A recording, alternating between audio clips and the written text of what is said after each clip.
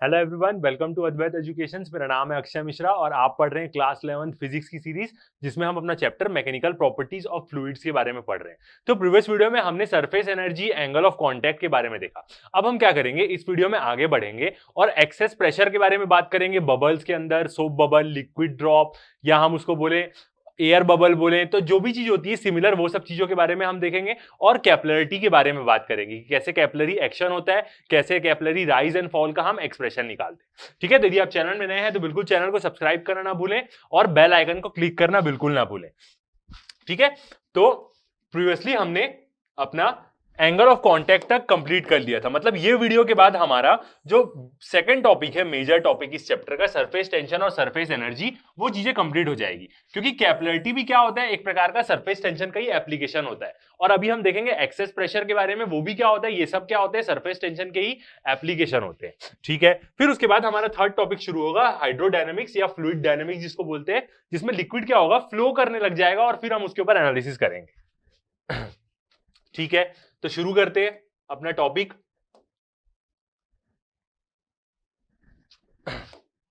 तो अब हम बात करेंगे एक्सेस प्रेशर।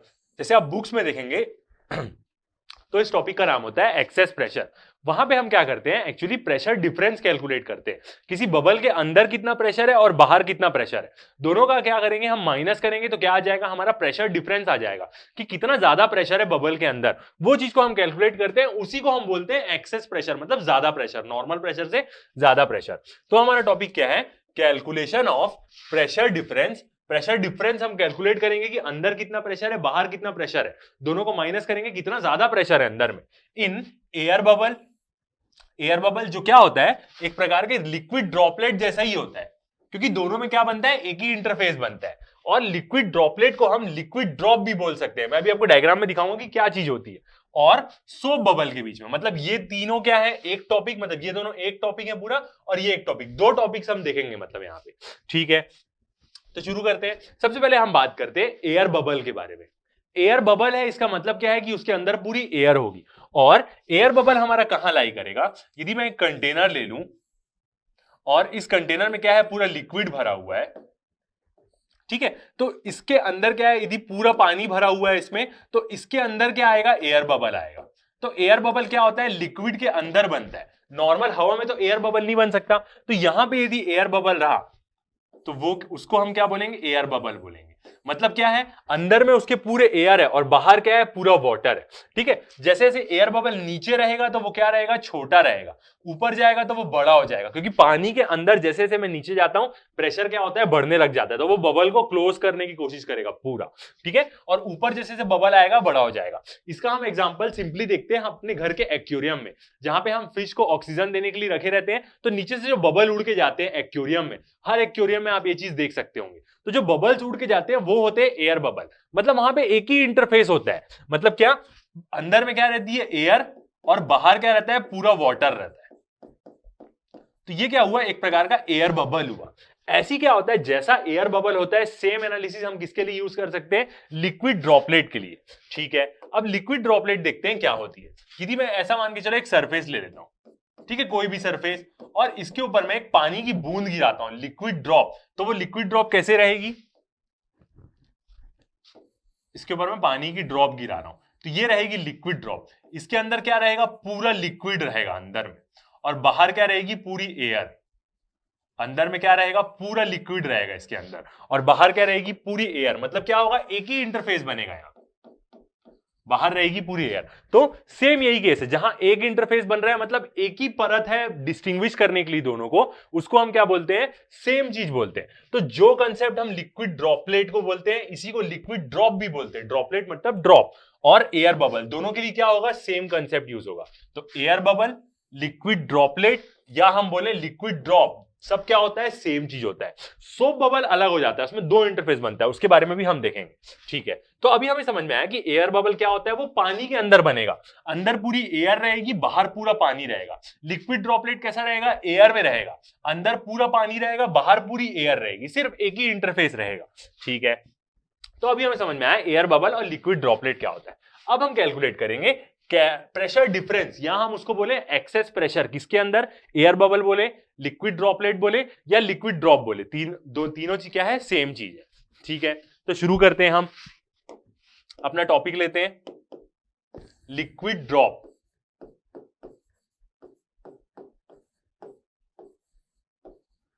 लिक्विड ड्रॉप के ऊपर हम क्या करेंगे, एनालिसिस करेंगे। यही क्या है, एयर बबल भी है और यही, इसी को हम क्या बोलते हैं, लिक्विड ड्रॉपलेट भी बोलते हैं। ठीक है, अब यदि मैं इसको बनाऊं तो ये कैसा बनेगा हमारा, यहां पे यदि हम डायग्राम देखें तो ये क्या रहेगा हमारा, लिक्विड ड्रॉप। एयर बबल बोलूं तो दोनों में अंदर पूरा एयर रहेगा, और लिक्विड ड्रॉप बोलूं तो अंदर। तो अभी मैं क्या बोल रहा हूं, लिक्विड ड्रॉप के बारे में बोल रहा हूं। अंदर क्या है, पूरा लिक्विड भरा हुआ है। ठीक है, और इसके बाहर क्या रहेगी, एयर रहेगी। बाहर में क्या है, एयर है। कितना इंटरफेस बन रहा है, मतलब ऐसा कितना हिस्सा है जो दो मीडियम को डिवाइड कर रहा है, सिर्फ एक ही हिस्सा है जो दो मीडियम को डिवाइड कर रहा है, एक इंटरफेस बोलते हैं इसको, जो एयर और लिक्विड को क्या कर रहा है, डिवाइड कर रहा है। ठीक है, अब क्या होगा, ये जो ड्रॉप है या ड्रॉपलेट है, इसका एक डायमीटर होगा d, और हम क्या ले लेते हैं, इसमें एक एक्सिस ले लेते हैं, क्योंकि हम क्या करेंगे, इसको एनालिसिस करने के लिए हम क्या करेंगे, इसको बीच से कट कर देंगे। ये एक एक्स एक्सिस ले लिया मैं, एक्सा कट करने के लिए एक्सिस में कुछ भी लिख सकता हूं, वाई वाई लिखूं, जेड जेड लिखूं, कुछ भी लिख सकता हूं, यहाँ पे नेमिंग कुछ भी कर सकता हूं। ठीक है, अब इसके अंदर क्या रहेगा, अंदर प्रेशर रहेगा, क्योंकि अंदर पानी है और अंदर प्रेशर क्या रहेगा, ज्यादा रहेगा। तो अंदर वाले प्रेशर को मैं बोलता हूं P इन, मतलब इनसाइड का प्रेशर। बाहर में प्रेशर रहेगा उसको मैं क्या बोलता हूं, उसको हम क्या लेते हैं, P outside, P inside, P outside. ठीक है, यहां पे यदि मैं डिफरेंस प्रेशर की बात करूं, डेल P बोलूं तो वो क्या हो जाएगा, P इन माइनस P आउट। ये क्या होगा, प्रेशर डिफरेंस।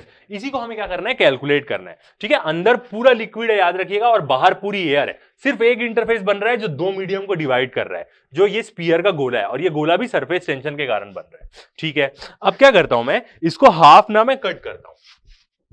इसी जो लिक्विड ड्रॉपलेट है, या मैं इसको बोलूं एयर बबल भी बोल सकता हूं। जब मैं एयर बबल बोलूंगा तो क्या हो जाएगा, अंदर पूरी एयर आ जाएगी, बाहर पूरा लिक्विड आ जाएगा। मतलब एग्जांपल दोनों चीज सेम ही रहेगी। ठीक है, अब मैं क्या कर रहा हूं, जो एक्स एक्स लिया हूं यहां से इसको मैं क्या कर रहा हूं, कट कर रहा हूं। ठीक है, कट करते हैं इसको, फिर उसके अंदर हम इसकी फोर्सेस देखते हैं। आप बुक में इसका डेरिवेशन देखेंगे तो बहुत थोड़ा सा कॉम्प्लिकेटेड दिया हुआ है, मैं आपको एकदम सिंपल वे से समझाऊंगा कि आप कैसे कैलकुलेट कर सकते हैं। ये मैं क्या किया, उसको कट किया, ये क्या है, उसका हाफ हिस्सा, और यहां पे एक और हाफ हिस्सा रहेगा।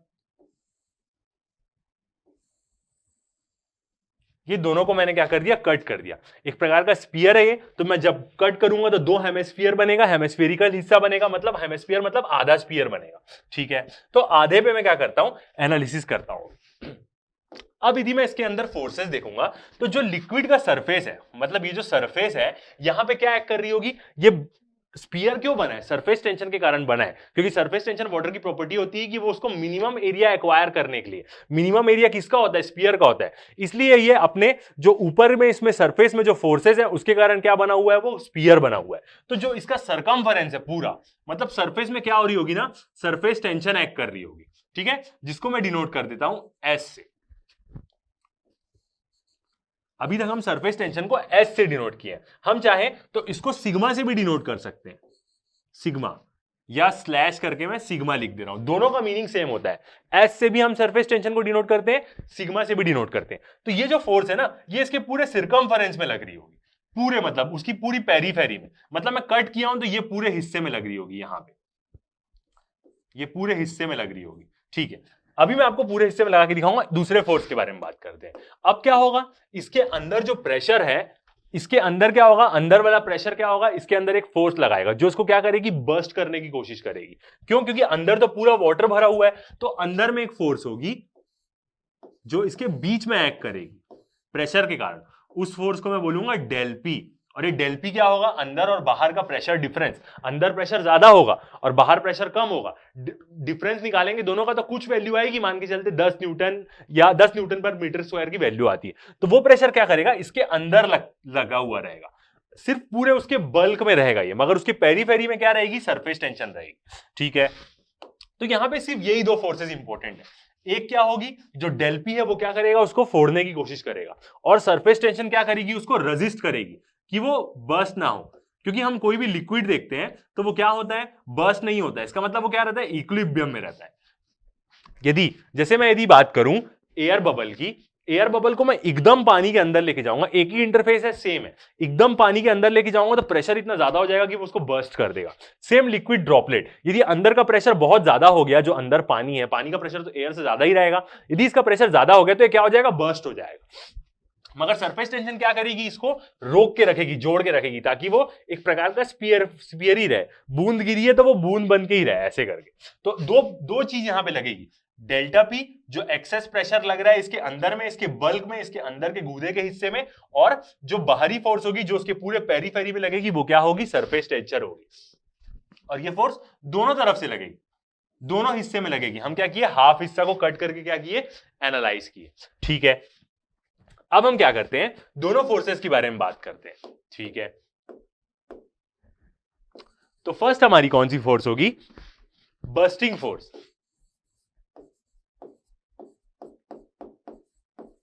बर्स्टिंग फोर्स,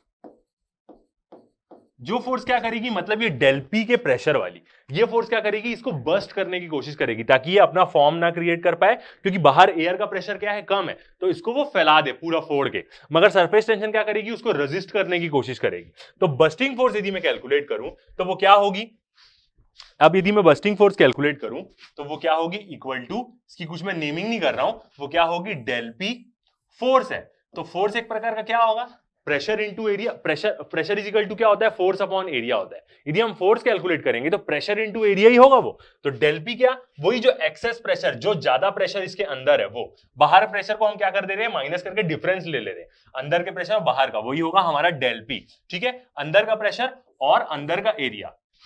यदि मैं यहां पे लिख दूं तो प्रेशर क्या होता है हमारा, फोर्स अपॉन एरिया। अभी हम क्या कैलकुलेट कर रहे हैं, फोर्स कैलकुलेट कर रहे हैं। तो फोर्स क्या होगी, bursting force, pressure into area. कितना प्रेशर है अंदर, जो ज्यादा प्रेशर है, डेल पी मतलब डिफरेंस है जो अंदर और बाहर का, इनटू इसका एरिया। ठीक है, एरिया देखते हैं कितना होगा। तो ये जो डेल पी फोर्स है, ये अंदर पूरे बल्क में लग रही है, ग्रीन वाले पोर्शन में, उसके सरफेस में नहीं लग रही है, पूरा अंदर लग रही है। तो एरिया क्या होगा, पाई बाय 4 डी स्क्वायर। डी क्या है इसका, डायमीटर बबल का। ठीक है, तो ये क्या हुई हमारी एक फोर्स। दूसरी फोर्स के बारे में बात करते हैं, जो फोर्स इसको बर्स्ट होने नहीं देगी, मतलब रोकने की कोशिश करेगी, वो कौन सी फोर्स होगी, सरफेस टेंशन के कारण ही होगी। तो मैं उसको बोलूंगा रेजिस्टिंग फोर्स।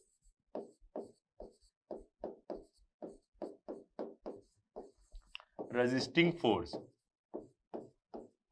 ठीक है, अब ये फोर्स किसके कारण आएगी, सरफेस टेंशन के कारण ही आएगी। ये फोर्स किसके कारण आएगी, सरफेस टेंशन के कारण। ठीक है, अब यदि मैं इसकी वैल्यू लिखूं इस फोर्स की, तो वो क्या होगी, इक्वल टू सरफेस टेंशन, मतलब सिग्मा, सिग्मा के कारण ही आएगी। और कहां एक्ट कर रही है वो, कहां एक्ट कर रही है, इसके पूरे सरकमफरेंस में एक्ट कर रही है, अंदर एक्ट नहीं कर रही है, उसके बाहर वाले पूरे एरिया में। मतलब क्या होगा, उसका पूरा पेरीफेरी में वो एक्ट कर रही है। मतलब हम क्या लेंगे, सरकमफरेंस लेंगे पूरा। सरकमफरेंस मतलब क्या हो जाएगा, पाई डी।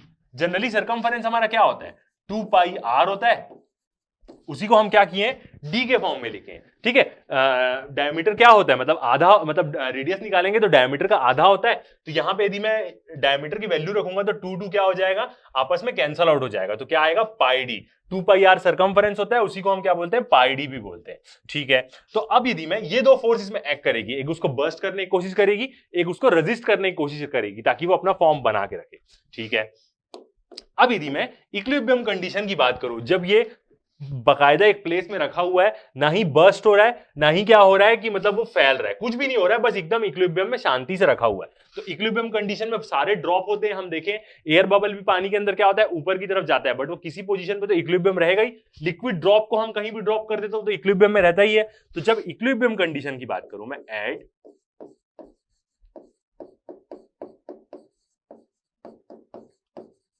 जब इक्विलिब्रियम कंडीशन की बात करूं, तो ऐसी कंडीशन जब ये बर्स्ट ना हो, उस केस में क्या होगा बताऊं, ये दोनों फोर्सेस क्या होंगी, एक दूसरे के बराबर होंगी, तभी वो एकदम स्टेबल रहेगा। तो क्या होगी, ये दोनों फोर्सेस एक दूसरे के बराबर होगी। तो del P into pi by 4 D square equal to sigma into pi D. ठीक है, देखते हैं क्या क्या कैंसल आउट हो जा रहा है। पाई पाई हमारा कैंसल आउट हो जाएगा। ठीक है, दोनों ऊपर में है, यहां से डी भी कैंसल आउट हो जाएगा और यहां से स्क्वायर भी कैंसल आउट हो जाएगा। तो यदि यहां से मैं सिग्मा की वैल्यू निकालूं तो मेरे सिग्मा की वैल्यू कितनी आएगी? सिग्मा मतलब क्या, यहां पे मैं ले रहा हूं सरफेस टेंशन। सरफेस टेंशन को मैं एस से भी डिनोट कर सकता हूं, सिग्मा से भी डिनोट कर सकता हूं, दोनों चीज से कर सकते हैं, इसलिए यहां मैंने दोनों चीज लिखी है। आप एस भी लिख सकते हैं। तो यदि हम यहां पे मैं एक्सेस प्रेशर निकालूं तो मेरा डेल पी इक्वल टू कितना आ जाएगा? डेल पी यहीं पे 4 वहां चले जाएगा, डी इसके नीचे आ जाएगा, तो 4 सिग्मा बाई डी। इसी को आप क्या कर सकते हैं, रेडियस के टर्म में भी रख सकते हैं। ठीक है, डी इक्वल टू क्या हो जाएगा हमारा, आर बाई 2। तो यहां पे मैं आर रख दूंगा तो ऊपर का क्या हो जाएगा, 2 कैंसल आउट हो जाएगा। तो क्या आ जाएगा हमारा डायमीटर के टर्म में 4 सिग्मा बाई डी। ठीक है, तो ये आ जाएगी क्या हमारा एक्सेस प्रेशर, जो इस लिक्विड के अंदर क्या है, कितना ज्यादा प्रेशर है। ठीक है, एक बार रब करते हैं तो हमारा एक्सेस प्रेशर क्या आएगा, मतलब डेल पी। इसका मतलब क्या है, क्या निकाल रहा हूं मैं, P in minus P out निकाल रहा हूं, मतलब अंदर प्रेशर माइनस बाहर का प्रेशर, सेम चीज होगी। इक्वल टू हम क्या लिख सकते हैं, 4 सिग्मा बाई डी। सिग्मा क्या है यहां पे, सरफेस टेंशन, तो दूसरे तरीके से डिनोट करें तो 4 एस बाई डी। यदि आप सरफेस टेंशन को एस बोलेंगे तो एस बाई डी। चाहे तो आप इसको रेडियस के फॉर्म में भी रख सकते हैं, डी क्या हो जाएगा, रेडियस हो जाएगा, उस हिसाब से क्या होगी, इसकी वैल्यू चेंज हो जाएगी। ठीक है, रेडियस के फॉर्म में भी लिख देते हैं तो क्या हो जाएगा वो, 2s by D, 2s by are. तो ये क्या आ गया हमारा, रिलेशन आ गया। आप डायमीटर के फॉर्म में रखिए, रेडियस के फॉर्म में रखिए, कोई टेंशन नहीं। ठीक है, तो ये क्या आ गया हमारा, एक्सेस प्रेशर निकल गया किसके अंदर, यदि हम किसी लिक्विड ड्रॉप या एयर बबल के बारे में बात करें। लिक्विड ड्रॉपलेट या लिक्विड ड्रॉप बोले या हम एयर बबल बोले, ये हर जगह लागू होगा जहां पे सिर्फ एक ही इंटरफेस हो रहा है। ठीक है, ये वाला हो गया। अब नेक्स्ट हम बात करते हैं सोप बबल के बारे में। सोप बबल मतलब क्या है, जब हम वाटर में सोप मिलाते हैं तो आप देखे होंगे कि बबल्स बनते हैं उसके फ्री सरफेस में और वो बबल्स उड़ते हैं। ऐसा क्या आता है, आप जनरली रोड में जाते होंगे तो आपको एक ऐसा मिलता भी होगा जिसमें आप ऐसे फूंक के बबल उड़ा सकें, वो चीज भी मिलती है। तो अब मैं एक सोप बबल के बारे में बात करूं तो पहले हम देखते हैं सोप बबल कैसा रहता है। एक कंटेनर ले लिया मैं, ये कंटेनर में क्या किया मैं, लिक्विड भर दिया पूरा। ठीक, अब इसमें मैं क्या करूंगा, वो अपना डिटर्जेंट डाल दूंगा, तो डिटर्जेंट डालने के कारण क्या होगा, इसके फ्री सरफेस में ऐसे झाग बनने लग जाएगा। ठीक है, अब ये क्या होंगे, बबल उड़ते हैं, तो ये ऐसा बबल होगा, ये जो बबल उड़ेगा ये होगा क्या हमारा, सोप बबल होगा। अब यदि मैं सोप बबल के बारे में, इसी बबल को मैं यहां पे लेके देखूं कि कैसा होता है, तो ये कैसा रहेगा, इसमें ना 2 इंटरफेस रहता है। कैसे 2 इंटरफेस रहता है, अंदर में क्या रहती है, एयर रहती है। ठीक है, और जो ये वाला हिस्सा है ना, इसमें क्या रहता है, लिक्विड और सोप का क्या रहता है, मिक्स रहता है। ठीक है, ये हिस्सा, और बाहर भी क्या रहती है, एयर रहती है। मतलब यहां पे कितनी चीज मीडियम को डिवाइड कर रही है, एक बार एयर, लिक्विड, फिर लिक्विड, फिर एयर। ठीक है, अच्छे से लिखे तो यहां अंदर वाला पोर्शन क्या होगा, ये जो अंदर वाला पोर्शन है यहां पे क्या होगा, लिक्विड होगा। तो यहां पे कितने इंटरफेस बन रहे हैं, एक इंटरफेस और 2 इंटरफेस। यहां पे क्या होता है, 2 इंटरफेस, इसलिए क्या होता है, ये एयर बबल और लिक्विड ड्रॉपलेट से अलग होता है। क्या, सोप बबल। सोप बबल देखिए, देखना हवा में उड़ता है, अंदर से वो खाली रहता है और उसमें एक लिक्विड की लेयर बने रहती है और बाहर भी क्या रहती है, बाहर भी एयर रहती है, उसके अंदर भी एयर रहती है। तो यहां पे 2 इंटरफेस बनता है। ठीक है, ये जानना हमारे लिए इंपॉर्टेंट था कि डिफरेंस क्या है तीनों में। ठीक है, तीनों में मतलब दोनों में, एयर बबल, लिक्विड ड्रॉपलेट और सोप बबल में। ओके, अब हमें ये समझ में आ गया कि सोप बबल एक्चुअली होता क्या है। अब हम देखते हैं इसके एक्सेस प्रेशर के बारे में। तो हम क्या करते हैं, इसका डायग्राम बनाते हैं। ठीक है, अंदर वाला इंटरफेस और एक बाहर वाला, ये बाहर वाला एरिया। ठीक है, बाहर भी क्या है, एयर है, अंदर भी क्या है, एयर है। ठीक है, ये हो गया इसका डायमीटर अंदर वाला। अब क्या होगी, इसकी थिकनेस भी होगी, क्योंकि बीच में क्या है, लिक्विड की फिल्म आ रही है। तो ये जो लिक्विड की फिल्म है, इसकी थिकनेस क्या होगी, टी। प्रेशर की बात करूं तो एक यहां पे प्रेशर रहेगा इनसाइड का और बाहर का pressure, P outside, P in, P outside. ठीक है, ये चीज हो गई। अब यदि हम यहां पे इंटरफेस देखें तो वो इंटरफेस भी कितना बन रहा है, 2 ठोक बन रहा है। और ये वाला जो हिस्सा है यहां पे क्या रहेगा, वाटर रहेगा जो सोप के साथ मिक्स रहेगा। मतलब बाहर एयर, बीच में वाटर, अंदर फिर एयर। कितना इंटरफेस बना, 1 और ये 2 यहां पे लेयर है जो क्या कर रही है, मीडियम से जुड़ी हुई है। एक एयर और लिक्विड को अलग कर रही है और अंदर वाली एक और लेयर लिक्विड और एयर को अलग कर रही है। 2 लेयर इसमें बनी गई है। ठीक है, अब हम क्या करेंगे, इसमें भी एक क्या करते हैं, हम अपना सेक्शन ले लेते हैं। यहां से मैं एक सेक्शन लेता हूं क्योंकि मैं इसी के अबाउट क्या करूंगा, इसको कट करूंगा। एक्स कुछ भी एज्यूम कर सकता हूं सेक्शन का नेम। ठीक है, अब मैं इसको कट करता हूं और मैं क्या करूंगा, सिर्फ आधा हिस्सा देखूंगा इसका कट करके कि कैसे इसके अंदर फोर्स लग रही है। ठीक है, ये मैं आधा हिस्सा इसका लिया और यहां पे क्या है, 2 लेयर है। जब मैं इसको कट करूंगा तो मेरे को क्या दिखेगी, 2 लेयर दिखेगी अंदर में, भले ऊपर से ना दिखे बट अंदर जब मैं इसको कट करके देखूंगा तो मेरे को 2 लेयर दिखेगी। और जनरली हम देखते भी हैं कि सोप बबल के अंदर क्या रहता है, पूरा एयर रहता है। ठीक है, ये क्या किया मैंने, इसको कट करके आधा ले लिया। आधा हेमिस्फेरिकल हिस्सा यहां पे मैं बना दूंगा तो आधा मैं यहां पे भी बना सकता हूं, आधा हिस्सा उसका। जस्ट इसको मैं बीच से काट दिया हूं तो ये एक प्रकार का स्पीयर है, तो मेरे को ऐसा दिखेगा वो पूरा। ठीक है, अब यदि मैं इसके पेरीफेरी में बात करूं, मतलब जितने भी इंटरफेस है, तो वहां पे क्या एक्ट कर रही होगी, ये वाला हिस्सा और ये वाला हिस्सा, और ये एक सरकमफरेंस इसका और 2 सरकमफरेंस। इन सारे सरकमफरेंस में ना सरफेस टेंशन एक्ट कर रही होगी।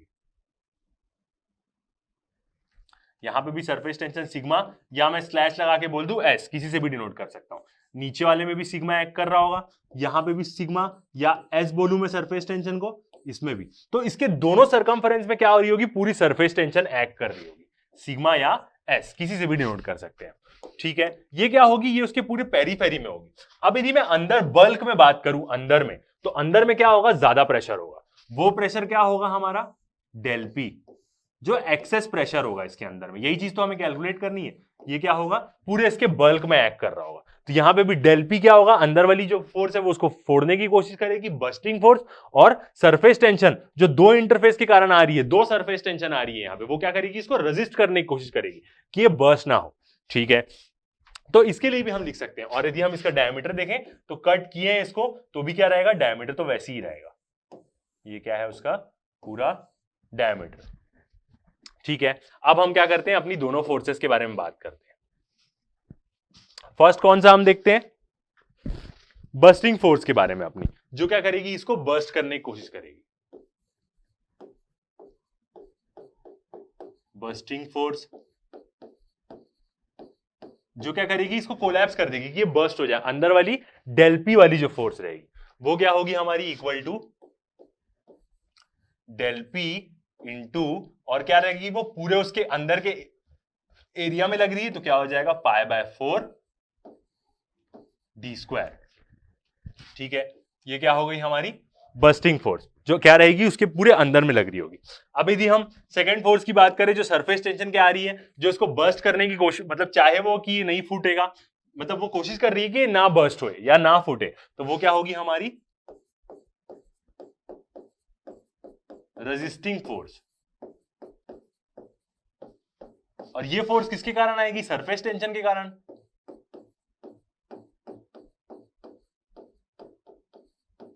ठीक है, अब इस फोर्स को हम कैसे कैलकुलेट करेंगे, एक क्या होगा, sigma into pi D, previous वाले केस के कारण। ये क्या है, ऊपर वाला जो गोला है हमारा, ये वाला मैं देख रहा हूं, इसकी फोर्स। ठीक है, ये क्या है, अंदर वाले की, सॉरी, ये किसके लिए, अंदर वाले के लिए, जो हमारा प्रीवियस वाला देखा।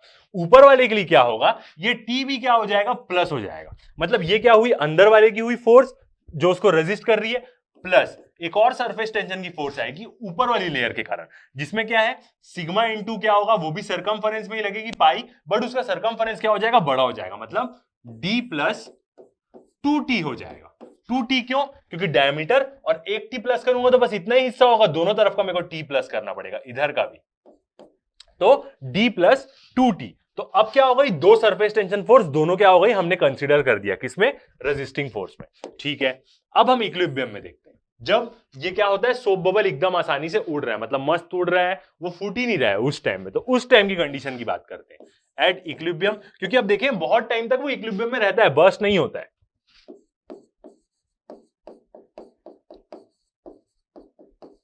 यदि हम इक्विलिब्रियम की बात करें, जब वो बर्स्ट नहीं हो रहा होगा तो ये दोनों फोर्सेस क्या होंगी, बराबर होगी। इसका मतलब del P into pi by 4 D square equal to sigma plus pi D plus sigma into pi D plus 2t।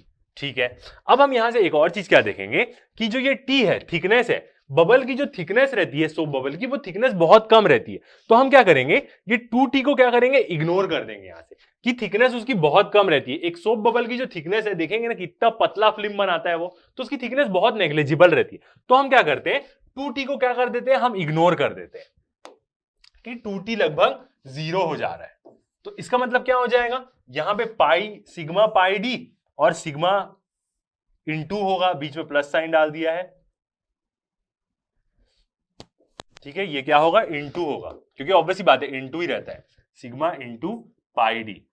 तो ये क्या है, सिग्मा इनटू पाई डी, सिग्मा इनटू पाई डी क्या हो जाएगा, 2 हो जाएगा। इसका मतलब ये इक्वल टू क्या हो जाएगा, 2 सिग्मा पाई डी, ये पूरी टर्म बन जाएगी। अब इन लोग दोनों को मैं इक्वेट करूंगा, तो यहां से देखता हूं क्या क्या कैंसल आउट हो रहा है। ठीक है, स्क्वायर चले जाएगा, ये डी चले जाएगा, पाई कैंसल हो गया, पाई कैंसल हो गया। ठीक है, और 4 और 2 कैंसिल नहीं होगा क्योंकि दोनों अपोजिट रखा गया है। ठीक है, ये दोनों को मैं इक्वेट कर रहा हूं, सिर्फ पाई कैंसिल होगा और कुछ कैंसिल होगा क्या, नहीं होगा। तो इसका मतलब क्या आ जाएगा यहां से, यदि मैं एक्सेस प्रेशर की बात करूं, डेल्टा पी इक्वल टू कितना हो जाएगा, डेल्टा पी यही रहा, 4 ऊपर चले गया 2 के पास, तो हो जाएगा 8 सिग्मा यहां पे था और एक डी बचा है, क्योंकि ये डी क्या हो गया, इसके साथ कैंसल आउट हो गया, तो 8 सिग्मा बाई डी आ जाएगा एक्सेस प्रेशर।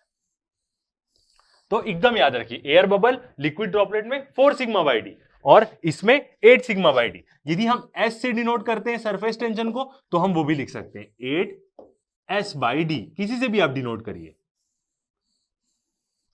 क्या होगा, वो सेम फॉर्मूला होगा। सेम इसको रेडियस के फॉर्म में भी आप क्या कर सकते हैं, लिख सकते हैं, और वो क्या हो जाएगा 4s बाई आर।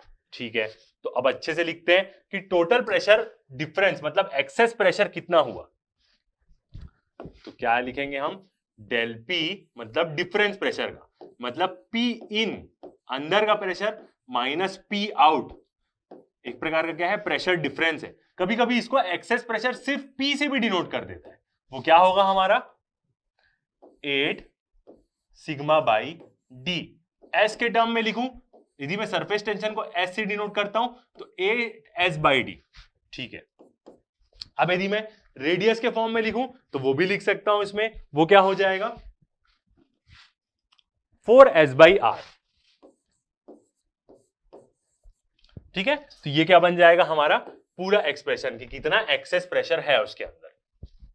तो ये क्या आ गया हमारा एक्सेस प्रेशर, या हम उसको P से भी डिनोट करते हैं। अब बुक में देखेंगे तो वो delta P difference in pressure मतलब P इन पिन आउट को P से डिनोट करते हैं। तो ये क्या हो गया हमारा डेरिवेशन सॉल्व। अब बुक में इसको देखेंगे तो वो बहुत ही कॉम्प्लिकेटेड इस डेरिवेशन को सॉल्व करता है बहुत सारी चीजों को लेके, बट ऐसे आप क्या कर सकते हैं, एकदम सिंपली इस कंसेप्ट को समझ सकते हैं। ठीक है, आगे बढ़ते हैं। अब हम एक नोट पॉइंट देखते हैं। ठीक है, first point, when air bubble of radius R, मतलब हम बोले एक एयर बबल, अब एयर बबल है तो आपके दिमाग में तुरंत क्लिक कर देना चाहिए कि एयर बबल है मतलब पानी के अंदर होगा, वो एक्वेरियम टाइप वाला, एक्वेरियम के अंदर जो बबल बनता है, ये एक air bubble of radius R, या हम उसको बोले डायमीटर डी का, lies at the depth H, मतलब वो क्या है पानी के अंदर किसी एच डिस्टेंस में है, बिलो दी फ्री सरफेस, पानी के सरफेस के नीचे, of liquid of density rho, जिस लिक्विड की डेंसिटी क्या है, रो है, एंड सरफेस टेंशन एस, या हम उसको सिग्मा से भी डिनोट करें, दोनों चीज मैंने यहां पे लिख दी है। ठीक है, the excess pressure P inside the bubble will be, तो जो P के अंदर का एक्सेस प्रेशर होगा वो क्या होगा P, या हम इसको क्या बोल सकते हैं डेल P, मतलब एक्सेस प्रेशर मतलब प्रेशर डिफरेंस, वो क्या हो जाएगा 2s बाई आर, ये रेडियस के फॉर्म में है, प्लस रो जी एच। रो जी एच मतलब अब वो पानी के अंदर है, जितना वो पानी के अंदर है उसकी हाइट पे भी डिपेंड करेगा वो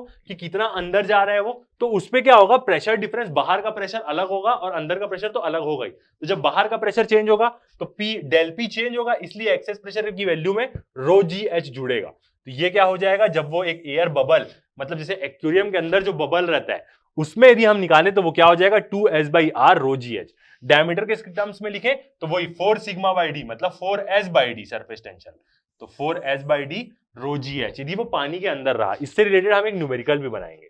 second point, when an ice skater slides over the surface, हम आइस स्केटिंग की बात कर रहे हैं, जब एक आइस स्केटर किसी सरफेस के ऊपर, स्मूथ आइस सरफेस के ऊपर क्या करता है, स्लाइड करता है, तो क्या होता है, some ice melt due to the pressure exerted by the sharp metal edges. तो जब वो आइस के ऊपर स्केट करता है तो ऑब्वियसली बात है, स्केट कर रहा है तो फ्रिक्शन तो हो गई मतलब थोड़ी सी तो हीट जनरेट होगी ही होगी, हल्की सी, और उसी के कारण क्या होता है कि जो शार्प मेटल के कारण क्या होती है, उसके कुछ आइस क्या हो जाती है, मेल्ट हो जाती है।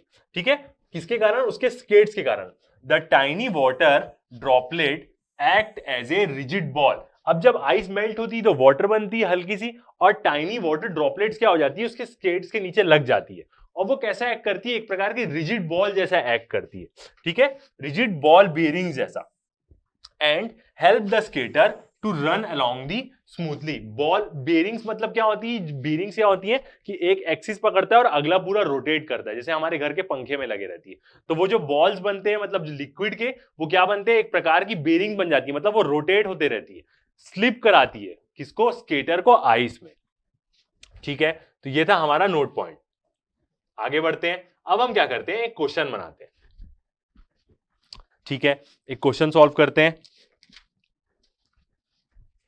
क्वेश्चन को रीड करते हैं, क्या बोलता है, the lower end of A capillary tube of diameter 2 mm, एक कैपिलरी ट्यूब हम ले रहे हैं। अभी हमने कैपिलरिटी पढ़ा नहीं है, बट कैपिलरी ट्यूब का क्वेश्चन आया है। तो कैपिलरी ट्यूब क्या होगी, एक बहुत पतली सी ट्यूब, ठीक है, जिसका डायमीटर आप देख सकते हैं कितना है, 2 mm, और ट्यूब मतलब दोनों एंड से वो खुली हुई है, याद रखिएगा।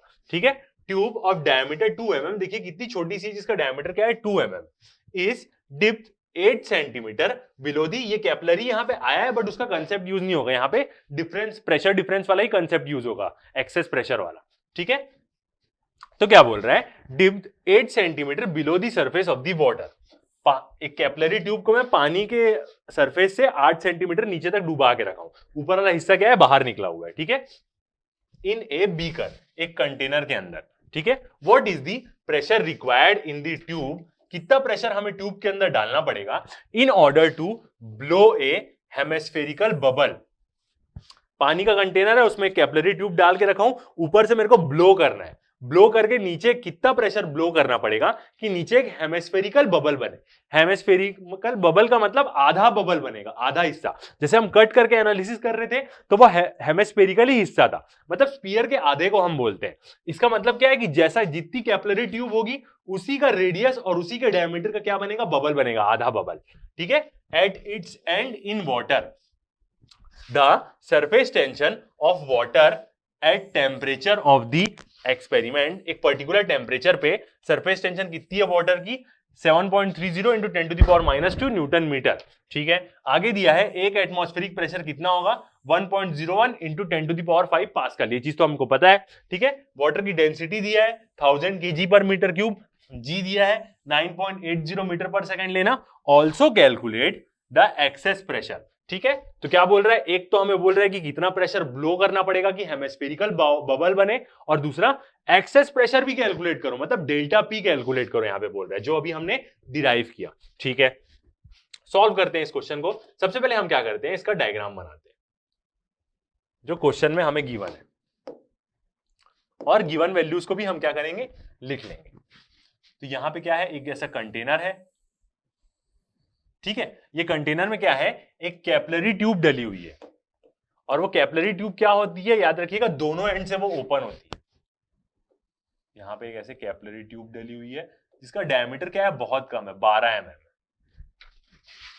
और इस कंटेनर के अंदर क्या है, लिक्विड भी भरा हुआ है।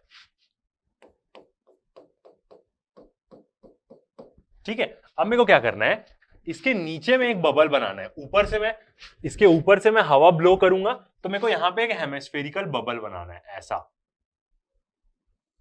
ठीक है, एक प्रकार का मेरे को ऐसा बबल बनाना है जिसका डायमीटर उस कैपिलरी ट्यूब के डायमीटर जितना ही होगा, क्योंकि मेरे को वो बोला आधा बनाने। हेमिस्फेरिकल बबल का मतलब होता है स्फीयर का आधा, ठीक है। अब यदि हम यहां पे गिवन डाटाज लिखें तो हमें क्या क्या दिया है, डी दिया है हमारा डायमीटर किसका, कैपिलरी ट्यूब का। गिवन वैल्यूज देखते हैं, कैपिलरी ट्यूब का डायमीटर दिया है कितना 2 mm, मतलब 2 इंटू 10⁻³ मीटर, ठीक है। एच दिया हुआ है कि कैपिलरी ट्यूब को हम कितना अंदर इंसर्ट किए हैं पानी के अंदर, वाटर से कितना है, वो कितना दिया है 8 सेंटीमीटर, मतलब 8 इंटू 10⁻³ मीटर। तो ये हाइट भी दी हुई है हमें कि कितना हम उसको वाटर के अंदर इंसर्ट किए हैं, वो कितना है 8 सेंटीमीटर, ठीक है। उसके बाद क्या गिवन डाटा है, हमें सरफेस टेंशन गिवन है हमें वाटर की, एस बोलू या सिग्मा बोलू, दोनों चीज से डिनोट कर सकते हैं हम। वो कितनी गिवन है हमें 7.30 इंटू 10⁻² है, और यूनिट क्या होती है न्यूटन बाय मीटर, फोर्स पर यूनिट लेंथ होती है इसकी यूनिट। एक एटीएम दिया है कि 1 एटमॉस्फेरिक प्रेशर कितना होगा 1.01 इंटू 10⁵ पास्कल, जो क्या होता है न्यूटन पर मीटर स्क्वायर के बराबर होता है पास्कल, ठीक है। वाटर की डेंसिटी हमें गिवन है रो से डिनोट करते हैं, कितनी 1000 kg पर मीटर क्यूब यूनिट होती है। इसको वो उल्टा करके भी लिखा रहता है मीटर की पावर -3 करके, तो वो क्या होगा सेम मीनिंग होगा उसका। और हमें जी यूज करने बोला है कितना 9.80 मीटर पर सेकंड स्क्वायर, क्योंकि ये एक प्रकार का एक्सेलरेशन रहता है, ठीक है। ये हो गया, डायग्राम हमने बना लिया। अब इसके ऊपर में यहां पे कैसा प्रेशर एक्ट कर रहा होगा, एटमॉस्फेरिक प्रेशर एक्ट कर रहा होगा। पानी के 8 सेंटीमीटर नीचे आए तो प्रेशर बढ़ा होगा यहाँ पे उस पॉइंट पे। और डायग्राम में हमें क्या गिवन है, ट्यूब का डायमीटर हमें गिवन है, इसका जो डायमीटर है वो क्या है 2 mm। हमें क्या करना है, यहां से एयर ब्लो करना है, ठीक है। कितनी एयर ब्लो करेंगे कि हेमिस्फेरिकल बबल बनेगा नीचे में, ओके। और क्या दिया है हमें, ठीक है, प्रेशर भी ले लेते हैं हम। बाहर का प्रेशर क्या होगा, पी आउट से डिनोट कर दे, इसके अंदर भी क्या होगा एक प्रेशर होगा पी इन, यही क्या होगा हमारा एक्सेस प्रेशर। और क्या है, पूरा वाटर है जिसकी हमें डेंसिटी और सारी प्रॉपर्टीज पूरी गिवन, ठीक है। चलिए सॉल्व करते हैं इस क्वेश्चन को। तो फर्स्ट हम क्या करते हैं, आउटसाइड ये जो पॉइंट है, ये जो पॉइंट पानी के इतना अंदर है, इस पॉइंट का हम पहले आउटसाइड प्रेशर निकाल लेते हैं, क्योंकि हमें क्या करना पड़ेगा, जब हमें अंदर का प्रेशर, पहले तो अंदर का प्रेशर निकालने के लिए हमें बाहर का प्रेशर जानना पड़ेगा ही, और बाहर का प्रेशर हम जान सकते हैं कि पानी में 8 सेंटीमीटर नीचे आएंगे तो कितना प्रेशर होगा। तो फर्स्ट हम निकालते हैं, फर्स्ट हम कैलकुलेट करते हैं क्या, आउटसाइड प्रेशर ऑफ बबल।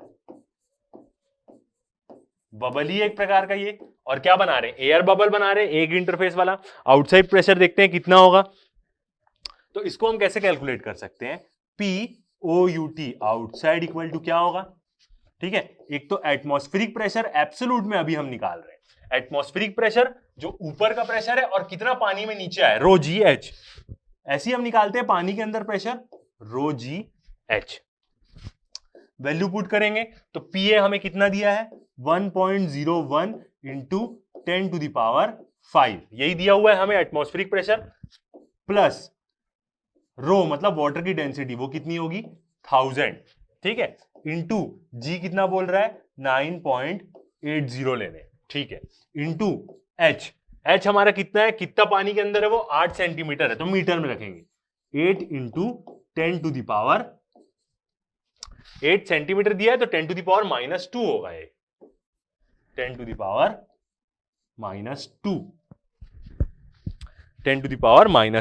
ठीक है। इसको यदि हम कैलकुलेट करेंगे, जैसे आप इस इक्वेशन को सॉल्व करेंगे तो हमारा पी आउटसाइड कितना आ जाएगा, बाहरी प्रेशर कितना है इस बबल का, जैसे हम इस इक्वेशन को सॉल्व करते हैं, मैंने भी सॉल्व किया, आप भी करेंगे, एग्जैक्ट वही वैल्यू आएगी 101,784.8 101,784.8 पास्कल बोलूं या न्यूटन पर मीटर स्क्वायर बोलूं, सेम मतलब होता है। ये क्या आ जाएगा, मेरा बाहर का प्रेशर आ जाएगा। अभी हमने आंसर नहीं निकाला है, पहले वो बोला था कि कितना प्रेशर मेरे को ब्लो करना पड़ेगा, जितना मैं फूकूंगा उतना ही अंदर का प्रेशर होगा। तो अब हम क्या निकालेंगे, इनसाइड प्रेशर निकालेंगे। अब हम क्या कर सकते हैं, इनसाइड प्रेशर निकाल सकते हैं। ठीक है, चलिए कैलकुलेट करते हैं।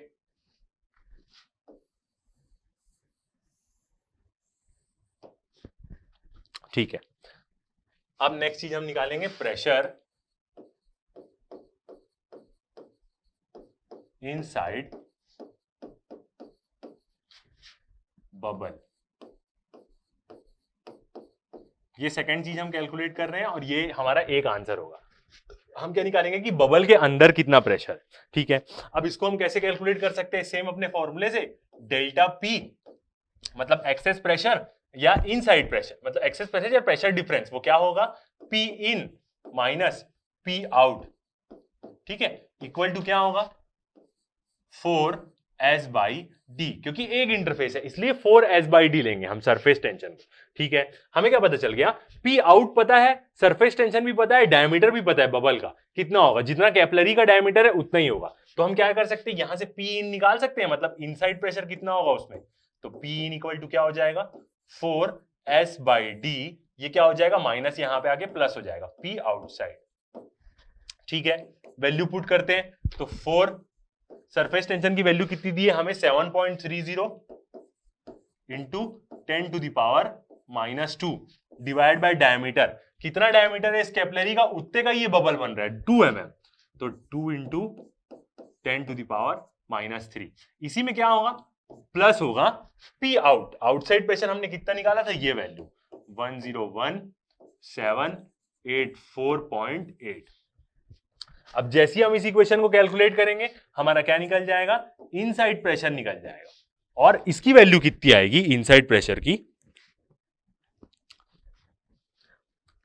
101,930 101,930.8 पास्कल। ठीक है, आप कैलकुलेट करेंगे, आपका भी यही आएगा। या इसको हम दूसरे फॉर्म में लिखे, जैसे आंसर हमारा क्या आता है, पॉइंट में आता है, तो पी इन इक्वल टू कितना हो जाएगा हमारा, पी इनसाइड इक्वल टू कितना हो जाएगा, 1.02 ले लेता हूं मैं राउंड ऑफ करके। ठीक है, यहां पे 1.02 into 10 to the power 5 pascal. ये क्या आ गया हमारा, एक आंसर आ गया। ठीक है, यहां से पॉइंट लिया मैं, तो 1 2 3 4 5, तो 10 टू द पावर 5 पास्कल आ गया। ठीक है, तो ये क्या आ गया हमारा, एक चीज आ गया, इनसाइड प्रेशर आ गया कि यहां पे अंदर में कितना प्रेशर होगा। ठीक है, अब उसके बाद सेकंड चीज वो क्या बोला, आंसर तो बन गया, सेकंड चीज में वो क्या निकालने बोला था, एक्सेस प्रेशर भी कैलकुलेट करो, मतलब हमें डेल पी भी कैलकुलेट करने को बोला था। निकाल सकते हैं, बिल्कुल निकाल सकते हैं। ठीक है, चलिए निकालते हैं। तो अब जब हम पूरा कंडीशन देख लिए हैं, तो अब हम क्या कर देंगे, रब कर देंगे। अब हमें वो बोला एक्सेस प्रेशर निकालो, तो दो तरीके से निकाल सकते हैं हम। डेल्टा पी मतलब एक्सेस प्रेशर, यही हमें निकालने बोला है। सेकंड चीज जो मेन हमें क्वेश्चन में निकालने बोला है, डेल्टा पी, इसको हम कैसे निकाल सकते हैं, 4s बाई डी करके भी निकाल सकते हैं, या हम डेल्टा पी इक्वल टू, हमें पता है क्या होता है, P in minus P outside होता है। तो हम दोनों तरीके से निकाल सकते हैं, हमारे पास दोनों वैल्यू। यहां से निकालते हैं इनसाइड प्रेशर, अभी हमने क्योंकि कैलकुलेट किया, वो कितना आया था, 101,930 101,930.8 माइनस आउटसाइड प्रेशर हमने कितना निकाला था कि कितने डेप्थ में हो, 8 सेंटीमीटर की डेप्थ में, उसी से निकला था। उसकी वैल्यू कितनी, 101,784 101,784.4। ठीक है, इसको माइनस करेंगे तो कितना आएगा आपका आंसर, आएगा 146 पास्कल, और सेम क्या होता है ये, न्यूटन पर मीटर स्क्वायर के। ये क्या आ जाएगी हमारी एक्सेस प्रेशर, जो वो सेकंड चीज क्वेश्चन में निकालने बोला, उसकी वैल्यू आ जाएगी। यहां से भी इसको हम कैलकुलेट कर सकते हैं और यहां से भी कैलकुलेट कर सकते हैं। यदि यहां पे मैं वैल्यू रखूं सरफेस टेंशन की, जो कितनी दी थी, 7.30 इंटू 10⁻⁻², ठीक है, डायमीटर रख दूंगा मैं 2 इंटू 10⁻⁻3। तो यहां से भी कैलकुलेट करोगे तो भी आपका कितना आएगा, 146 ही आएगा पास्कल। तो ये चीज हम दो जगह से निकाल सकते हैं। तो ये क्या आ गया हमारा सेकेंड आंसर, ठीक है, फर्स्ट हो गया, सेकेंड वाला आंसर भी आ गया। तो ये क्वेश्चन क्या हो गया हमारा, बन गया, ठीक है। आगे बढ़ते हैं, नेक्स्ट टॉपिक अपना देखते हैं, कैपिलैरिटी कि क्या होता है कैपिलैरिटी, कैपिलरी एक्शन क्या होता है, कैपिलरी ट्यूब क्या होती है। The term capilla means hair. तो कैपिलर टर्म का मतलब क्या होता है, बाल, मतलब एकदम कोई पतली चीज, जो क्या है, एक लैटिन वर्ड है, which is a Latin word. A tube of very fine hair like, मतलब एकदम पतली। बोर, बोर मतलब क्या होता है, जैसे हम अपने घर में बोरिंग भी कराते हैं, बोर मतलब क्या होता है, एक सिलेंड्रिकल गड्ढा करना, ठीक है। तो एकदम फाइन हेयर जैसी एकदम पतली ट्यूब को हम क्या बोलते हैं, कैपिलरी ट्यूब बोलते हैं। एकदम पतली मतलब बाल से भी एकदम पतली, या बाल की, मतलब उसका जो डायमीटर होता है कैपिलरी ट्यूब का, वो क्या रहता है, जनरली एकदम कम रहता है, किससे, 10 to 12 mm से। ये क्या है, डाटा। इससे यदि बड़ा हुआ तो कैपिलरी एक्शन नहीं होता है। नो, एकदम कम 5 mm 2 mm की ट्यूब, जिसका बोर का अंदर का डायमीटर जो होलो रहेगा वो कितना रहेगा, 10 mm से 12 mm से कम रहेगा। तो एकदम हेयर लाइक बोर की जो ट्यूब होती है उसको हम क्या बोलते हैं, कैपिलरी बोलते हैं।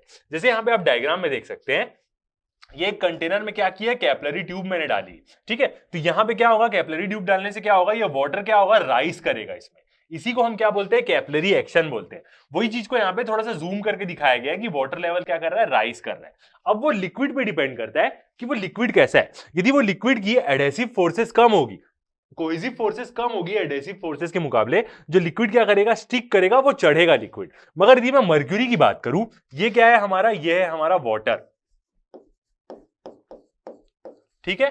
और ये वाला जो लिक्विड है, जो ग्रे रंग का, मर्क्यूरी जनरली ग्रे रंग का ही दिखता है, ये क्या है, Hg, मतलब मर्क्यूरी। तो मर्क्यूरी की क्या रहती है, कोहेसिव फोर्सेस एकदम स्ट्रांग रहती है, वो अपने मॉलिक्यूल्स को एकदम पकड़ के रखता है। तो वो क्या करेगा, फॉल कर जाएगा कैपिलरी ट्यूब में, मतलब जो उसका ओरिजिनल लेवल है उससे भी वो कम लेवल पे आ जाएगा यहाँ पे, ठीक है। अब जो ये सरफेस बनाते हैं दोनों, ये क्या बोलते हैं, इसको हम मिनिस्कस बोलते हैं। तो मर्क्यूरी कैसा बना रहा है, आप देख सकते हैं, कॉन्वेक्स मिनिस्कस बना रहा है। वाटर की बात करूं तो वो ऐसा एक कॉन्केव सरफेस बनाएगा। यही क्या होता है, एंगल ऑफ कांटेक्ट, जो हम पढ़े थे उसी के एंगल से ही ये सरफेस बनते हैं। इस सरफेसेस को हम क्या बोलते हैं, मिनिस्कस बोलते हैं।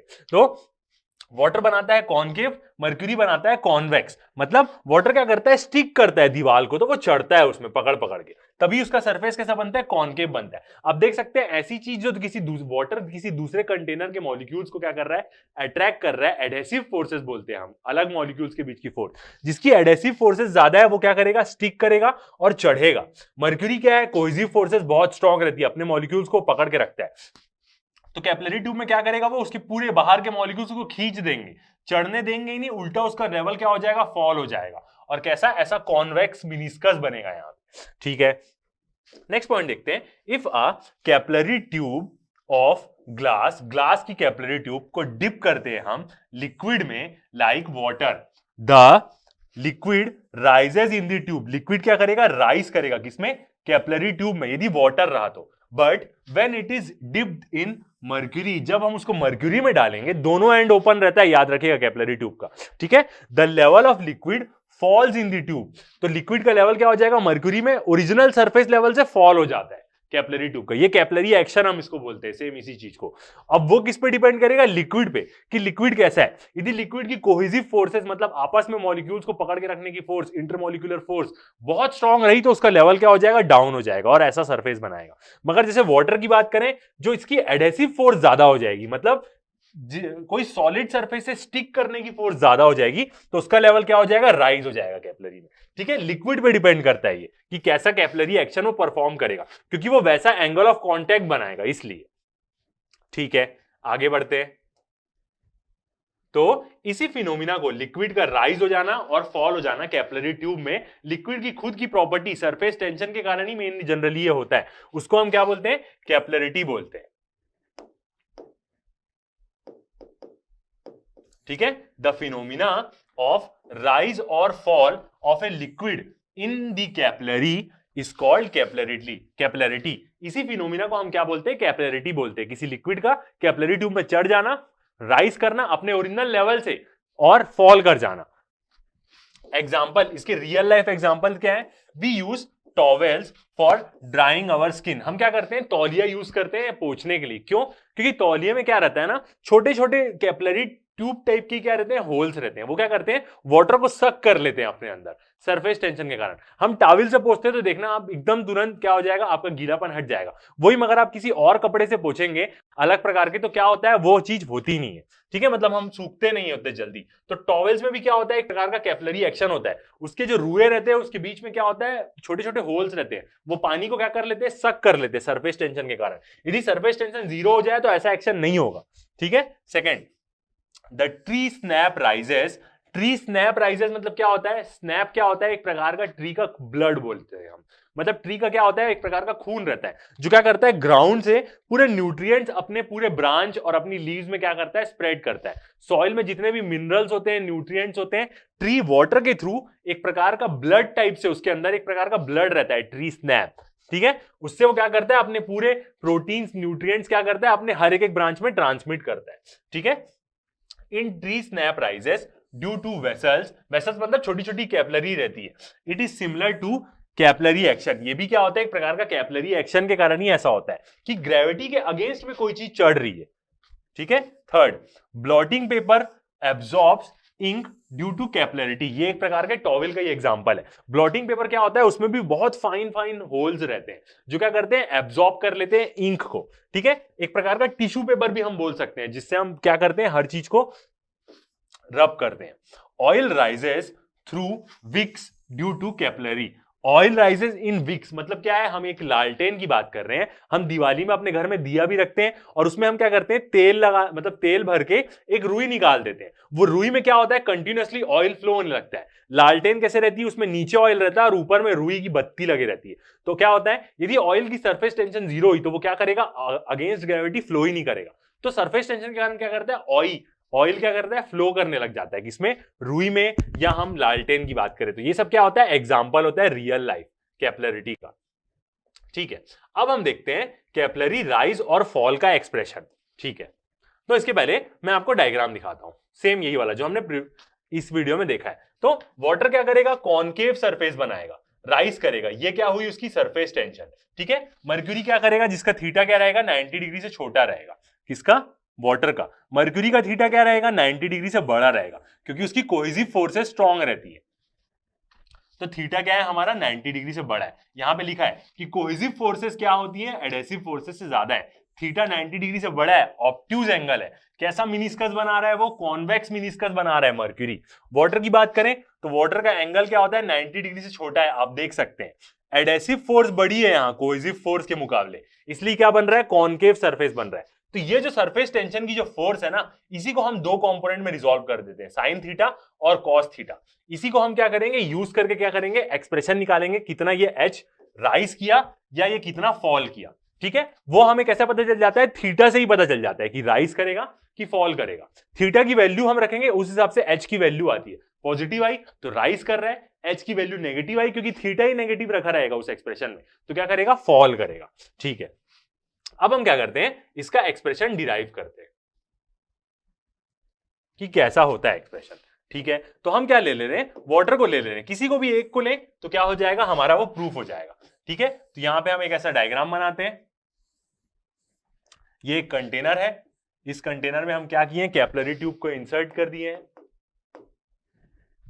कैपिलरी ट्यूब मतलब जिसका डायमीटर क्या रहेगा? 10-12 mm से कम ही रहेगा, तभी कैपिलरी एक्शन होगा उसमें। ठीक है, अब क्या है? वाटर का यहां पे लेवल, ये लेवल है वाटर का। ठीक है, कैपिलरी ट्यूब को हम कितना भी इंसर्ट कर सकते हैं।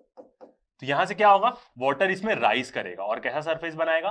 कॉनकेव सरफेस बनाएगा। ग्रेविटी के अगेंस्ट वो क्या करेगा? इसमें राइज करेगा। ठीक है, वो यदि मर्क्यूरी रहता तो क्या करता? वो फॉल करता, मतलब अपने ओरिजिनल लेवल से वो और नीचे गिर जाता। क्यों? क्योंकि उसकी कोहेसिव फोर्सेस स्ट्रांग होती है, वाटर की उतनी स्ट्रांग नहीं होती है। एडहेसिव फोर्सेस वाटर की ज्यादा स्ट्रांग रहती है। ठीक है, अब ये हमारा क्या बन गया? एक नॉर्मल सा डायग्राम बन गया। यहां पे हम क्या लेंगे? सरफेस टेंशन का एज्यूम करेंगे। जो एंगल क्या बनाएगी? ये हमारी क्या है? सरफेस टेंशन, ठीक है, सिग्मा से डिनोट करता हूं, या मैं स्लैश लगा के एस भी लिख सकते हो, दोनों चीजों से। ये क्या हुई हमारी सरफेस टेंशन, ठीक है। ये क्या बनाएगी, ऐसे एंगल बनाएगी। तो एक कंपोनेंट क्या होगा, ये वाला जिसके साथ एंगल नहीं बना रही है, तो सिग्मा साइन थीटा, या मैं एस से भी बोल सकता हूं। और ये वाला कंपोनेंट क्या होगा, सिग्मा कॉस थीटा। हम कैसे निकालेंगे ये एक्सप्रेशन, ये जो वेट है लिक्विड का, इसकी फोर्स और सरफेस टेंशन की फोर्स को इक्वेट करके, ये जितना ये हाइट राइज किया है, इस हाइट को मैं ले लेता हूं h, ठीक है। डायग्राम दिख रहा है आपको अच्छे से, एकदम क्लियर, ओके। अब हम क्या करते हैं, एक्सप्रेशन निकालते हैं। तो हम क्या करेंगे, जितना वाटर का लिक्विड यहां पे राइज किया है, इस पोर्शन का जितना वेट होगा उसको सरफेस टेंशन के वर्टिकल कंपोनेंट के साथ हम क्या कर देंगे, इक्विलिब्रियम में क्या कर देंगे, इक्वेट कर देंगे। क्योंकि ये पानी चढ़ा हुआ है यहां पे और हिल नहीं रहा है, तो ये इक्विलिब्रियम में होगा। इसका मतलब नेट फोर्स इसमें 0 लग रही होगी, तभी ये चढ़ा हुआ है और इधर उधर मूव नहीं कर रहा है, ठीक है।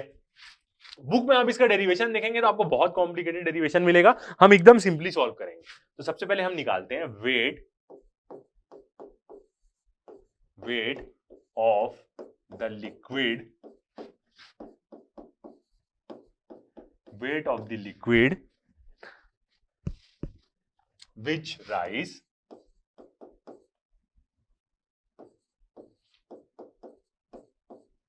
up to, जो राइज किया है up to height h। Liquid के वेट, कितने लिक्विड का वेट, जितना लिक्विड ये हाइट h राइज किया है फ्री सरफेस से, ये है हमारा फ्री सरफेस, ट्रायंगल का साइन, ठीक है। यहां से जितना ये राइज किया h, उसका हाइट, तो वेट क्या होगा, w बोल सकता हूं मैं, ठीक है। और w क्या होता है, mg, ओके। मास को मैं क्या लिख सकता हूं, मास होता है हमारा, डेंसिटी क्या होती है हमारी, मास अपॉन वॉल्यूम, ठीक है। तो मैं मास को क्या लिख सकता हूं, डेंसिटी इंटू वॉल्यूम लिख सकता हूं, बिल्कुल। तो रो इंटू वी, और क्या है यहां पे, जी है, ठीक है। तो मैं क्या करता हूं, और अच्छे से रो और जी को पास में लिख देता हूं, इंटू वॉल्यूम लिख देता हूं, ओके। अब क्या होगा, यहां पे रो जी को हम क्या बोलते हैं, रो जी को हम स्पेसिफिक वेट भी बोलते हैं। ये एक ऐसी टर्म है जो आप अभी नहीं पढ़ेंगे मगर आगे जाके पढ़ेंगे। रो जी क्या होता है हमारा, गामा से डिनोट करते हैं, और ये क्या होता है, स्पेसिफिक वेट बोलते हैं हम इसको, या वेट डेंसिटी भी बोलते हैं, दोनों सेम नाम है। रो जी को हम गामा से नोट करते हैं और स्पेसिफिक वेट बोलते हैं। ये अभी आपके लिए जरूरी नहीं है मगर ये भी एक फ्लूइड की प्रॉपर्टी होती है, ठीक है। तो अब मैं क्या करूंगा, यहाँ पे वॉल्यूम पुट कर दूंगा। तो कितना आया मेरा, रो जी, और वॉल्यूम कितनी होगी, रो जी और वॉल्यूम। वॉल्यूम क्या है, सिलेंड्रिकल हिस्से में ही वो h हाइट में चढ़ा हुआ है, तो pi by four D square, उसका सर्कुलर एरिया, और ये क्या हो गया, उसका एरिया हो गया, और हाइट से मल्टीप्लाई कर दूंगा तो क्या बन जाएगा, वॉल्यूम बन जाएगा, ठीक है। Rho G H pi by 4 D square into H, हमारा क्या आ गया, एक्सप्रेशन आ गया, ओके। तो ये क्या आ गया, हमारा वेट का एक्सप्रेशन आ गया, ठीक है। अब हम क्या करते हैं, दूसरा देखते हैं, किसके साथ इसको हम इक्वेट करेंगे, सरफेस टेंशन के वर्टिकल कंपोनेंट से, मतलब सिग्मा कॉस थीटा से हम उसको क्या करेंगे, इक्वेट करेंगे, ठीक है। तो यहां पे लिखते हैं हम vertical component of surface tension, ठीक है। सरफेस टेंशन के वर्टिकल कंपोनेंट के बारे में बात करते हैं, तो जो क्या है हमारा, सिग्मा कॉस थीटा, ठीक है। सिग्मा से डिनोट करें, एस से डिनोट करें, किसी से भी डिनोट कर सकते हैं, ठीक है। मैं जनरली सिग्मा यूज करता हूं सरफेस टेंशन के लिए, बुक में एस यूज करता है, तो एस से भी आप डिनोट कर सकते हैं, कोई प्रॉब्लम नहीं, ठीक है। ये क्या हुआ हमारा सरफेस टेंशन का वर्टिकल कंपोनेंट। अब ये किसमें लग रहा है, पूरे गोले हिस्से में लग रहा होगा। यदि ये कैपिलरी ट्यूब है, ठीक है, ऐसे मैं देख रहा हूं, ऊपर से देखूंगा तो उसके पूरे गोल हिस्से में लग रहा होगा, मतलब उसके पूरे पैरामीटर, उसके पूरे सरकमफरेंस में लग रहा होगा। तो मैं क्या करूंगा, यहां पे सरकमफरेंस इंटू करूंगा, जो क्या हो जाएगा मेरा, पाई डी। सरकमफरेंस क्या होता है, 2 पाई आर होता है, डायमीटर के टर्म्स में लिखो तो पाई डी। ये एक प्रकार का क्या है, पैरामीटर, या मैं बोल सकता हूं स्लैश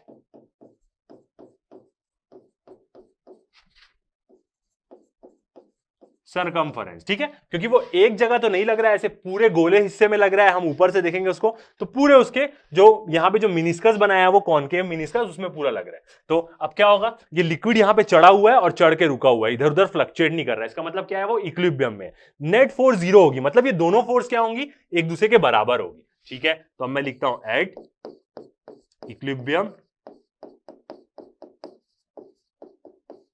इक्विलिब्रियम पे हम बात करें तो दोनों फोर्सेस क्या होंगी, बराबर होंगी, मतलब रो जी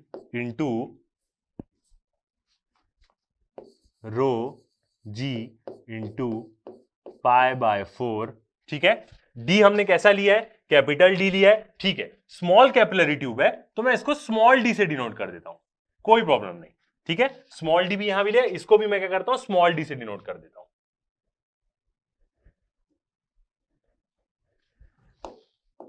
कोई प्रॉब्लम नहीं कि डी बड़ा छोटा कैसे भी लिख सकते हैं हम, पाई बाय 4 डी स्क्वायर, ठीक है। तो पाई बाय 4 स्मॉल डी का स्क्वायर, क्योंकि कैपिलरी की ट्यूब का डायमीटर क्या रहता है, बहुत छोटा रहता है, ठीक है। पाई बाय 4 डी स्क्वायर, ये किससे इक्वेट होगा, इससे sigma cos theta into pi D, ठीक है। अब यहां से हम देखते हैं क्या क्या कैंसल आउट हो जाएगा, तो ये डी कैंसल आउट हो गया और स्क्वायर चले गया, पाई कैंसल आउट हो गया, ये भी पाई कैंसल आउट हो गया, और कुछ चीज कैंसल आउट हो रही है क्या, नहीं हो रही है। तो यहां से मेरा क्या निकल जाएगा, H। और एक चीज हम भूल गए, H लेना हम यहां पे भूल गए, बिल्कुल, तो H भी रहेगा क्योंकि हम पूरा वॉल्यूम रख रहे हैं, तो यहां पे क्या आएगा, ठीक है, इंटू स्क्वायर तो था ही, इंटू H भी है, और sigma cos theta into pi D cancel out हो गया था। डी क्या है, कैपिलरी का है, इसलिए हम उसको क्या रख रहे हैं, स्मॉल रख रहे हैं। तो अब क्या कैंसल आउट हो जाएगा, ये डी और ये डी कैंसल आउट हो गया, और पाई भी कैंसल आउट हो गया इसके साथ, तो एच बचा है यहां पे सिर्फ, ठीक है। अब ये क्या है, यही एच क्या है, जितना वो राइज किया है, और यहीं से क्या मिल जाएगा, हमें एक्सप्रेशन मिल जाएगा, ठीक है। तो ऊपर वाली चीज को अब हम रब करते हैं, आप पॉज करके नोट कर सकते होंगे कभी भी इसको।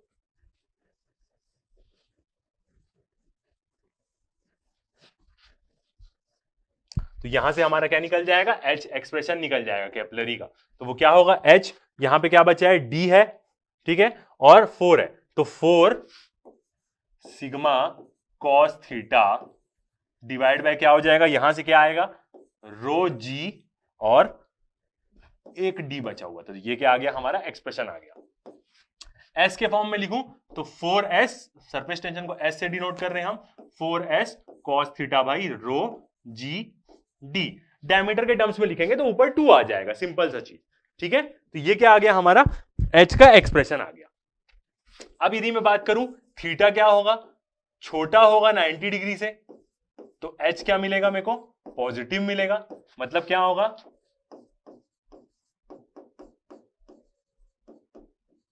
कैपिलरी राइज मिलेगा मेरे को, यहां पे कैपिलरी राइज मिलेगा। सेकंड, यदि थीटा क्या हुआ, बड़ा हुआ 90 डिग्री से, जैसे मर्क्यूरी के केस में, तो क्या होता है, मर्क्यूरी फॉल हो जाता है, मतलब मेरे को एच क्या मिलेगा, नेगेटिव मिलेगा, कैपिलरी क्या मिलेगा मेरे को, फॉल मिलेगा, मतलब वो थीटा पे ही वो हो जाता है, एक्स पता चल जाता है, ठीक है। तो ऐसे क्या निकल जाएगा, हमारा एक्सप्रेशन निकल जाएगा कैपिलरी राइज और फॉल का। तो इससे आप क्या कर सकते हैं, कैलकुलेट कर सकते हैं इस एक्सप्रेशन से कि कैपिलरी राइज हो रही है कि फॉल। सरफेस टेंशन की जरूरत है, डेंसिटी की जरूरत है लिक्विड की, डायमीटर की जरूरत है कैपिलरी ट्यूब की, और आपका एच का एक्सप्रेशन मिल जाएगा यहां से, ठीक है। तो ये चीज हमारी हो गई। अब हम क्या करते हैं, न्यूमेरिकल सॉल्व करते हैं इसी से रिलेटेड, ठीक है। फर्स्ट न्यूमेरिकल हम अपना देखते हैं,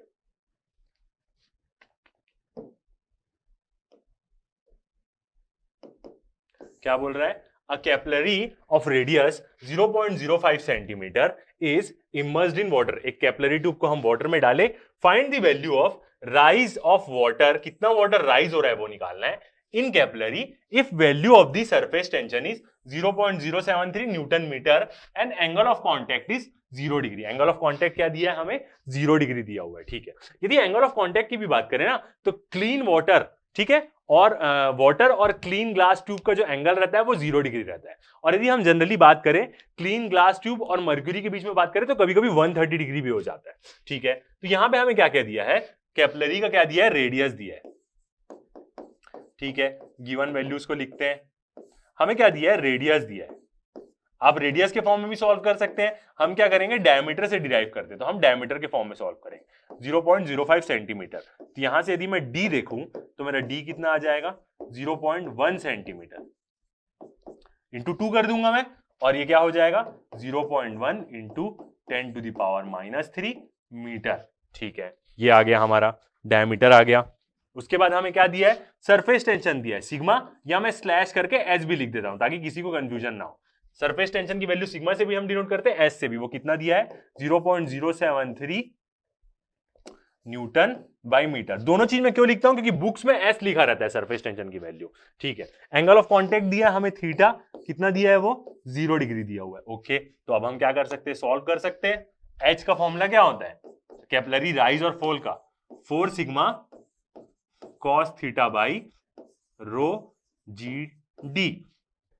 वैल्यू पुट करते हैं, 4 इंटू सरफेस टेंशन की वैल्यू कितनी दी है 0.073, ठीक है, इंटू थीटा की वैल्यू क्या दी है cos 0 डिग्री, जिसकी वैल्यू क्या होती है 1 होती है, डिवाइड बाय रो। वाटर बोला है इसलिए डेंसिटी लेंगे 1000, जी क्या हो जाएगा 9.8, ठीक है, 81 ले लेते हैं और एक्यूरेट। और डी हमें कितना दिया है, डायमीटर हम लिए 0.1 into 10 to the power -3, 0.1 into 10 to the power -3। मैंने भी एक बार सॉल्व करके देखा है, आप भी सॉल्व करेंगे तो आंसर कितना आएगा 0.029 मीटर, 029 मीटर।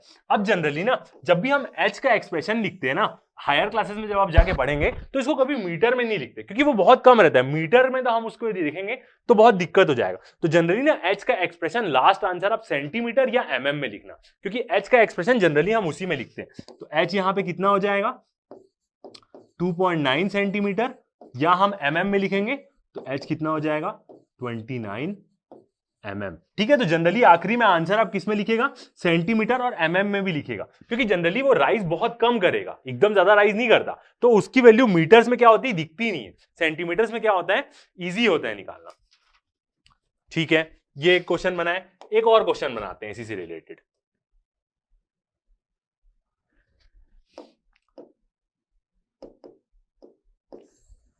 क्या बोल रहा है, a glass in A capillary tube, in a glass capillary tube, मतलब एक कैपिलरी ट्यूब है जो ग्लास की बनी हुई है, water rises up to a height of 10 centimetre.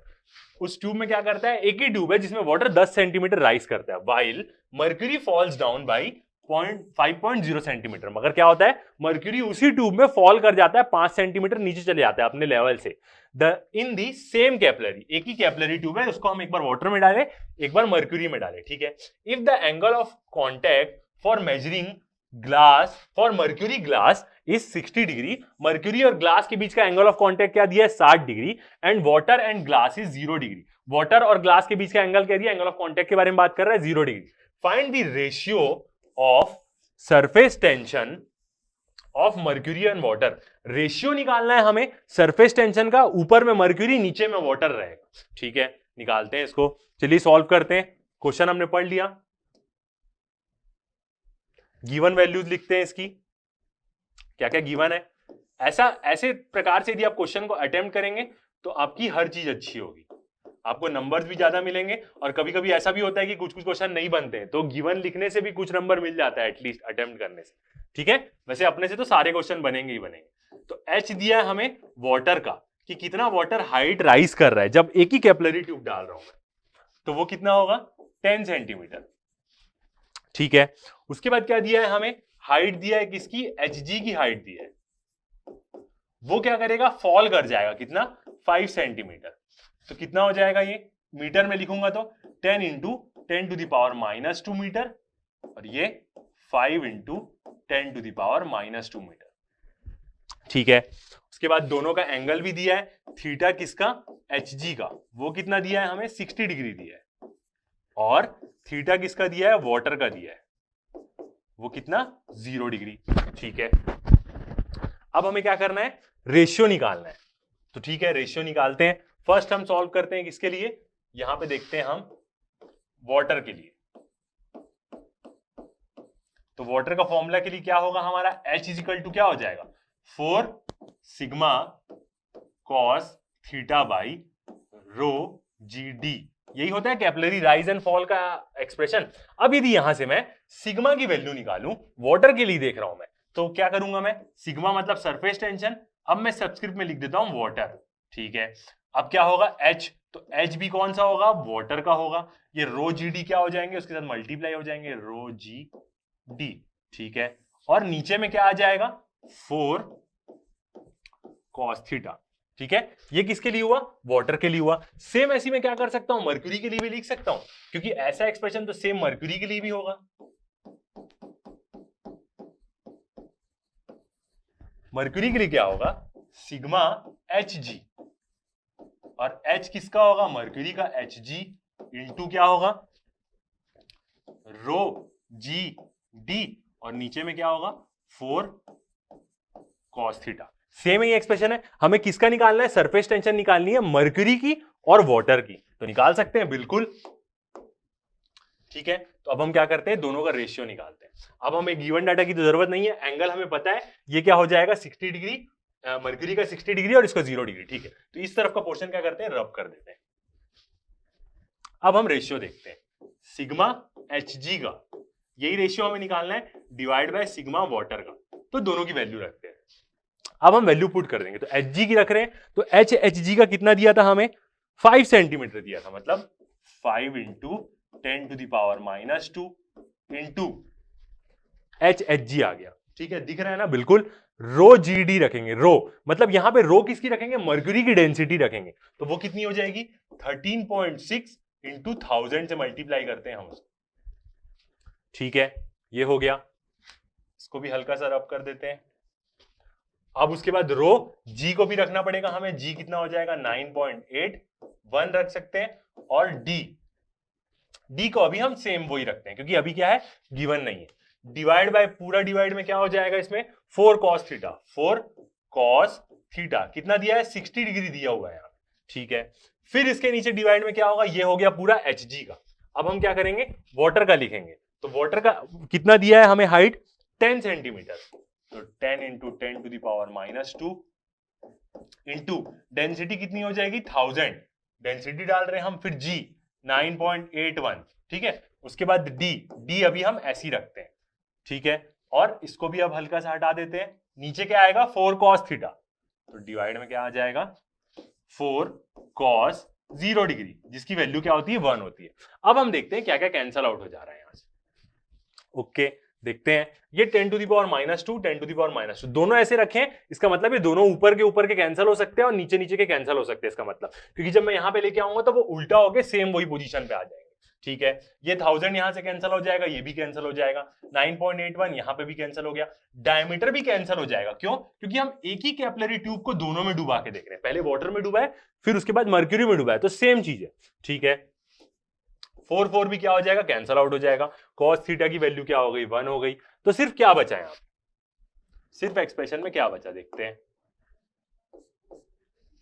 5 बचा, 5 इंटू ना बचा 13.6, ठीक है। 1000 भी कैंसिल हो गया, सब कैंसिल हो गया, नीचे बस क्या बचा है, cos 60 डिग्री बचा है, ठीक है। अब हम इसको इंटू करके लिखते हैं, जब इंटू करके लिखेंगे तो ये उल्टा हो जाएगा, इसके बाजू में आगे, इसके बाजू में आगे जस्ट उल्टा हो जाएगा, ऊपर चले गया, cos 0 डिग्री था, कोई टेंशन नहीं, उसकी वैल्यू हो गई 1, ठीक है। ये वाली वैल्यू पूरी नीचे आ जाएगी, तो यहां पे क्या था 10, और क्या बचा है, यहां पे कुछ नहीं बचा है, सिर्फ 10 ही बचा है, और कोई वैल्यू है क्या, कुछ भी नहीं है, सिर्फ 10 ही है। अब देखते हैं यहां पे cos 60 डिग्री की वैल्यू क्या हो जाती है, 1/2, ठीक है।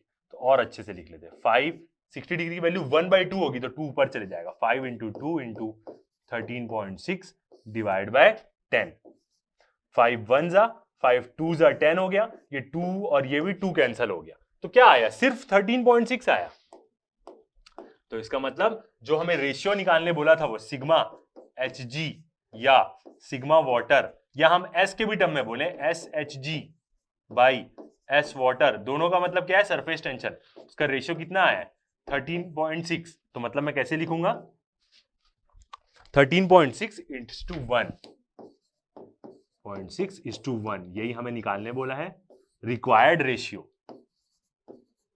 यही हमारा क्या है, रिक्वायर्ड रेशियो, और यही क्या है हमारा आंसर। ये वाला क्वेश्चन भी क्या हो गया, हमारा सॉल्व हो गया। ठीक है, एकदम सिंपल सा क्वेश्चन था, बस ऊपर नीचे रखना है, दोनों का रेशियो निकालने बोला था और हम क्या कर सकते हैं, इसको एकदम सिंपली सॉल्व कर सकते हैं।